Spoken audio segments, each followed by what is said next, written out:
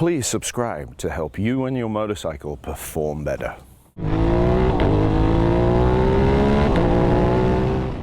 Here's a preview. Here we are at Buttonwillow with Victor. Good morning, sir. Good morning. Is this your personal 660? So this is my shop's RS 660 because they were all sold out. They're still sold out. I made it a point to purchase one so that I could have one as a demo. So we're doing what we want with it. Yep. For example, the exhaust, the slicks, and that's it so far. How much time have you put on this personally? On this one, only on the street. I haven't ridden this exact bike on the track. Okay. But I've ridden this model at Coda. That was my first time. And then here a few months after that. So the first thing with everything we do that's brand new, we need to see where it is. So where are all the settings? What's the geometry? Where are we at? So on the forks, we can see lines engraved here. So we're on the second line down on both forks. In terms of preload, there's a very thin line right at the very top. So we are just after 1, 2, 3 lines showing. Yep, just after 3 lines showing. Now, that's not really accurate. So what we're going to do is count. So 1, 2, 3. So that is 3 turns. 1, 2, 3, and a quarter. So we'll reset to 3. 1, 2, 3. 1, 2, 3 turns in on preload from the showroom floor. We have 2 screws, so what is each one? Well, it says 10, and this one also says 10, so that's rebound. So we don't have separate function legs. So the fork only gives us preload and rebound. So let's see where we are on rebound. Now for hydraulics, we always count in first. So 1, 2, 3, 4, 5, 6, 7, 9, 10, 11, 12, 13, 14, 15, 16, 18, 18 on that leg. So it should be the same on the right leg. 1, 2, 3, 4, 5, 6, 7, 9, 10, 11, 12, 13, 14, 15, 16, 17, 18. It is. So now we'll put both back to 18.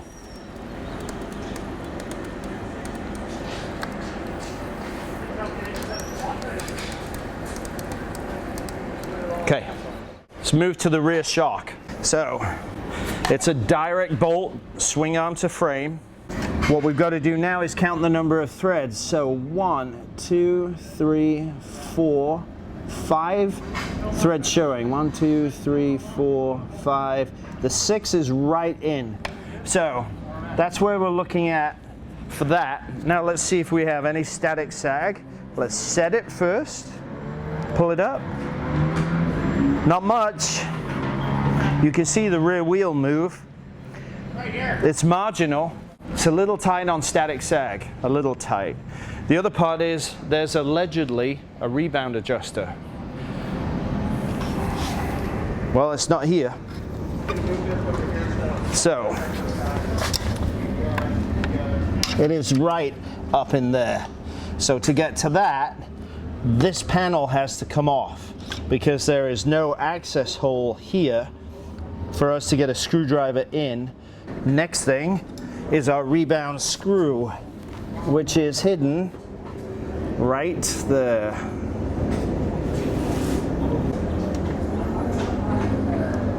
So 1, 2, 3, 4, 5, 6, 7. 7 clicks out at this time. 1, 2, 3, 4, 5, 6, 7. Okay. Quick warm-up session on our stock suspension, stock settings, RS 660. Working today with Dave Moss, super excited. Best man in the business. Now I will, just as a little side note, I will spend this entire session scrubbing in the tires. Is A group out now? Okay.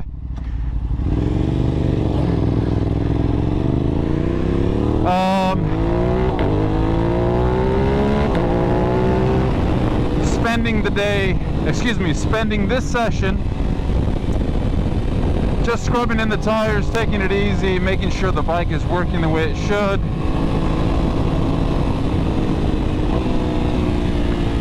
Wow, that exhaust sounds great, but anyway.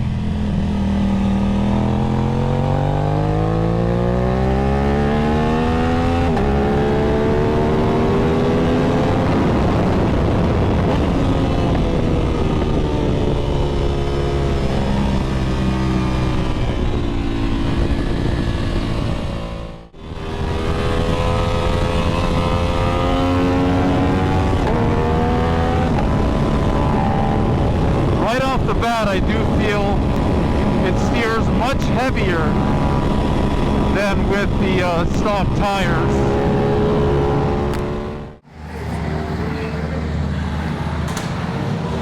All right, what's your height? 6'2". Glove size? XL. Shoe size? 12. 12. All right, so grab the bars. So the first thing is that you're turned in this way and your fingers are diagonal, because width-wise you're not comfortable and the angle of the bar back this way is too severe. So go ahead, straighten your hands a little more so they fit the grips. That ain't gonna work, right? No. So we're gonna cheat. You're gonna put your heel of the hand here.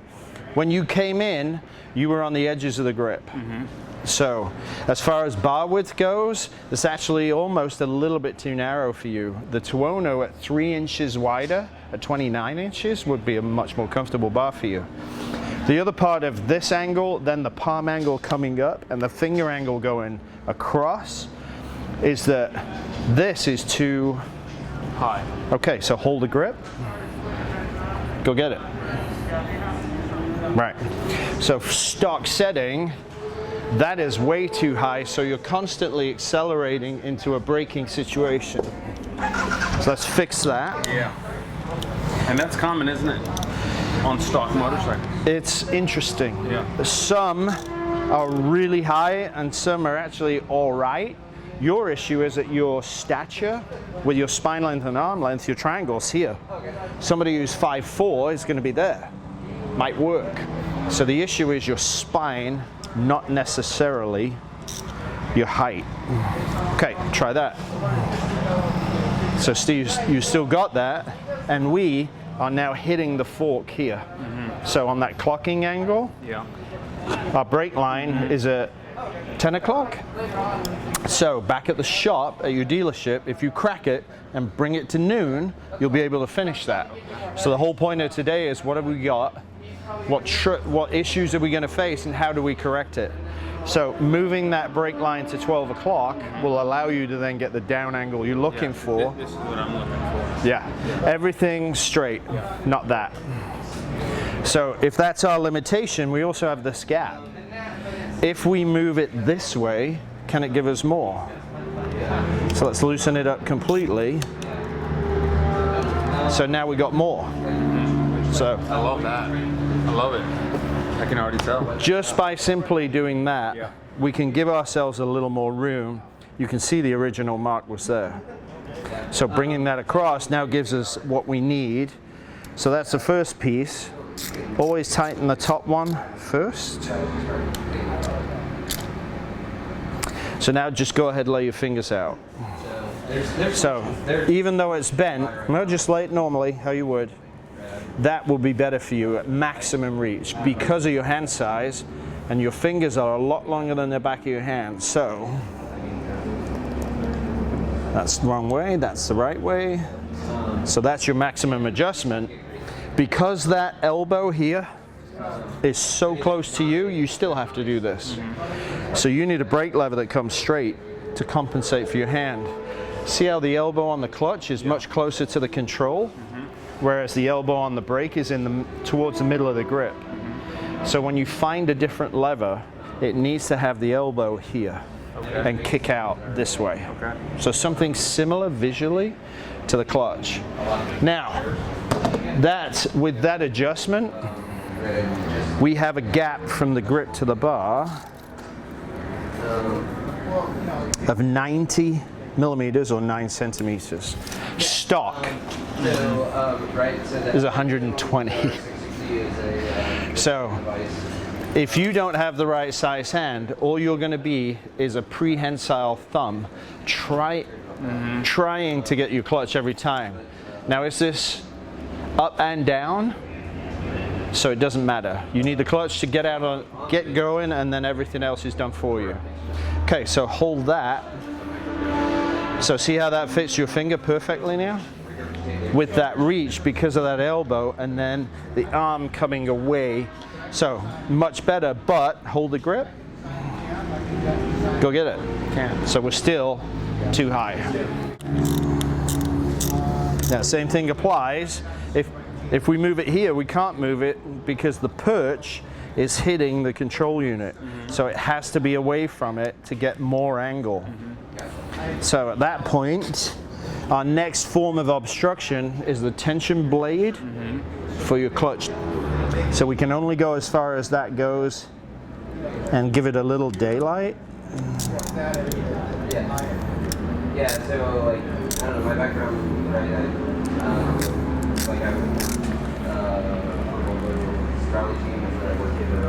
There we go. Right, now try that for angle. It's not as good as the brake. No. Because it's still up. But we're stuck because of this.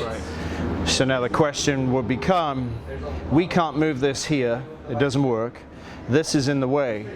Could you at the shop take that screw out, take that out, and crimp it flatter?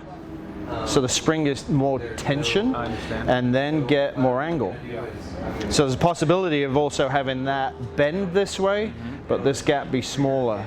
But that may mean that this is really hard to adjust because the tension on the spring is higher. But ergonomically, that's better for you. Next piece is thigh, with your knee on the peg.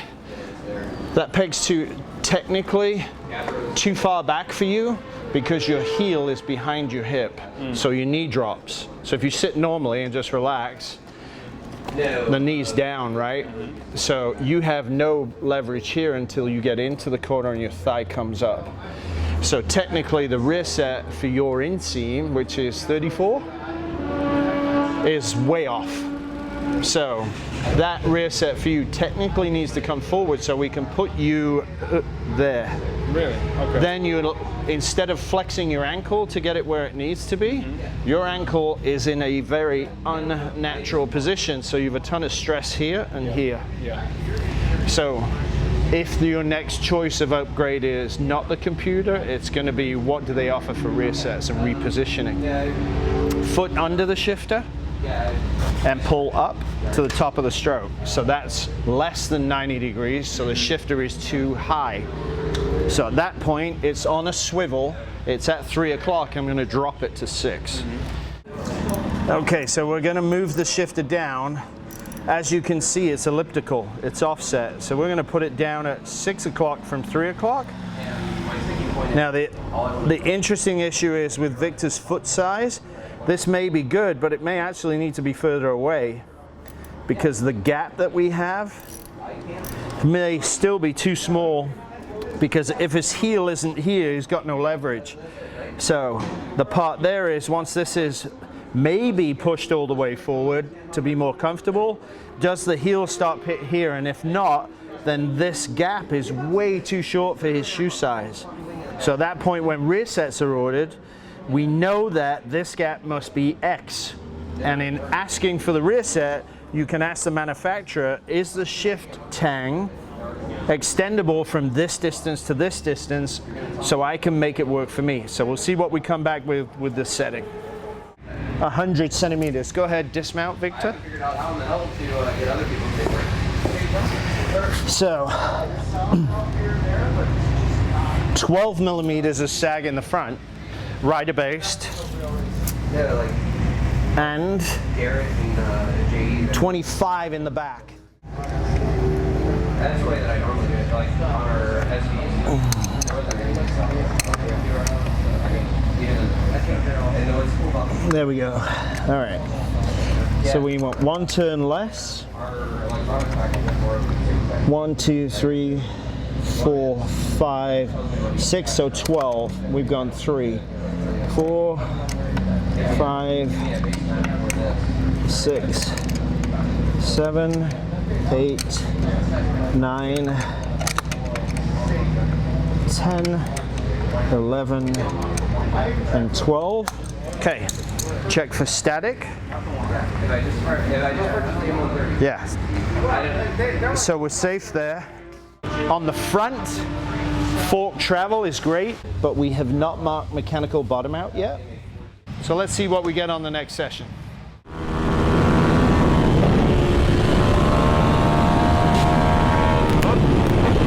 Dragon foot peg.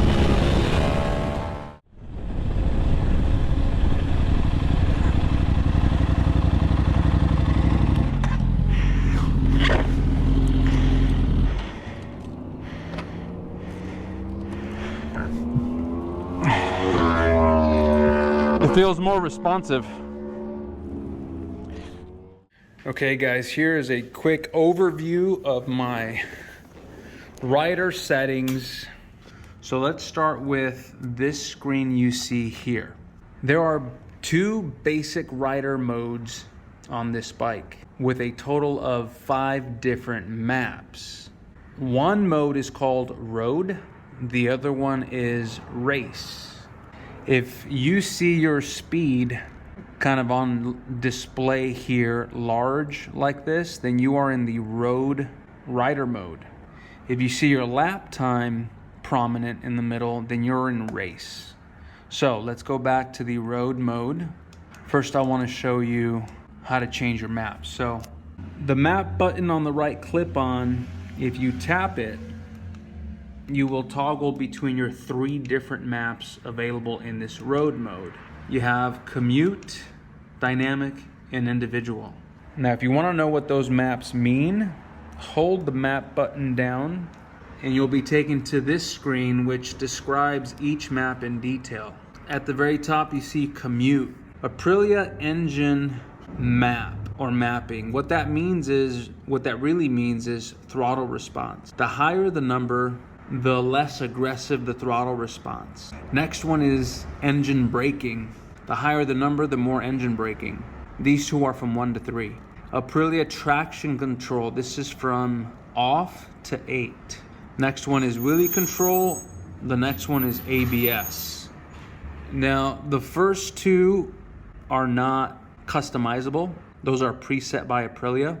You'll notice that dynamic has a slightly more aggressive throttle setting, a slightly more aggressive traction control setting, so on and so forth. Now, individual you can customize. The way you do that is on the left clip-on, you have this 4-directional pad. If you tap this right arrow, let's call this the select button. If you tap that right select button, it'll take you into the Aprc settings.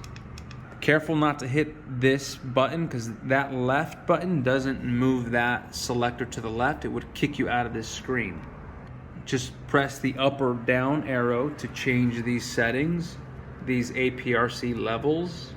For example, I would have the throttle setting at 1, being the most aggressive. If I tap the right arrow, it moves me over to engine braking. I like 2 or 3. I have to say the 1 setting of engine braking is a little strange. It almost feels like there's a tiny bit of, like the throttle bodies are open just a little bit. It's kind of weird. I think 2 is perfect. 2 is perfect and 3 is fine as well, if that's what you prefer. Traction control, pretty self-explanatory. The higher the number, the more assistance you'll get from the motorcycle. In, I would say, average dry conditions on the street, I would not ride in higher than 4. I prefer 3.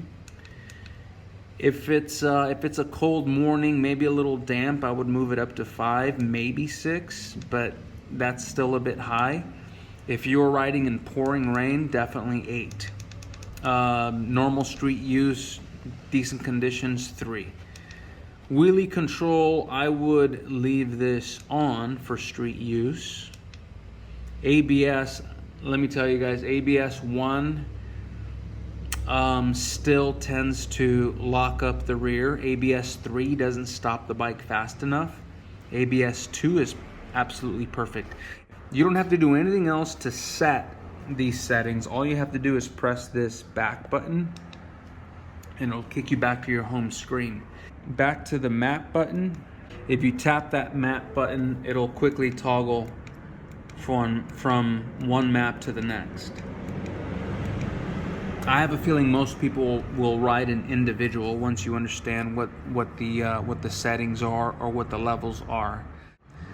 If you're doing a track day, if you're racing, you're gonna be in race mode. The way you get there is that right arrow or the select arrow, hold it for a couple seconds and it'll bring you to the menu screen, and you wanna select vehicle. You wanna go into the vehicle menu screen, hit the right arrow again to bring you here, and you wanna change the mode. Hit the same right arrow or select button to change it to red. Now you can press the up or down arrow to select race. Hit the right arrow again, and now you've selected race mode. And now simply hit that back button a couple of times to bring you to your home screen in race mode. Now in race mode, you can see your APRC levels on display here at a glance. You have 2 map options in this mode. Now again, I'm gonna hold the map button down on the right clip-on to bring me into this screen. The challenge map is not customizable. The time attack map is. So same thing, tap that right arrow, and now you can go into each APRC, into your APRC levels to customize them. I'm pretty sure that the map I was riding in was as follows. Engine map setting was at 1. Engine braking initially was at 1, but I moved it to 2. It felt much better at 2. My traction control settings, I'm sure, were not above 3. My wheelie control was probably off, and my ABS was at 1. Now, one thing I do want to point out here in race mode, let's go back. I'm going to click that back button to take me to my home screen. Notice that your rear ABS and wheelie control are off. So in race mode, your rear ABS will be off, which is ideal for your race track settings. For all you track day riders, I highly recommend that you learn how to go into race mode and customize a time attack map for yourself. I think the one I'm showing here is a pretty good one. If anything, maybe I would do wheelie control on for most of you like beginner, intermediate riders out there doing track days. This map here is highly recommended. Very happy person with this motorcycle. So let's see where Victor ended up. So at this point, it's for me to put it back to stock and then go out on it and then do my own development process from beginning to end. Catch the full video at davemosstuning.com.